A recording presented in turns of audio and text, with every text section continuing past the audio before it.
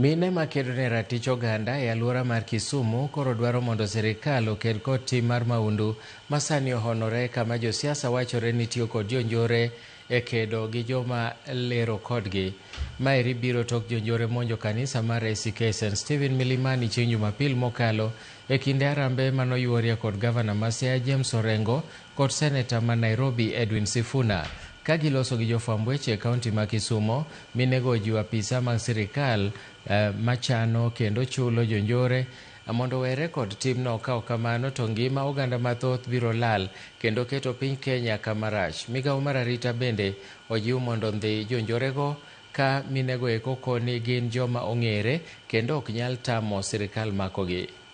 Have organized goonism that is taking place, and that it is heavily financed, and that it is heavily organized. And that is a fact. So that's one side. The second bit is that whereas we have these organized goons that we're seeing, we have for some reason a police sector that has refused to act completely and is helpless about what is going on. Now, the only reason why that becomes an issue for us is that whoever is organizing is certainly a person in power, able to also organize the police to not act. So this helplessness that everybody is feeling is deliberate and intentional. And it gives the people, or it's trying to give people, an opportunity to come up with recommendations.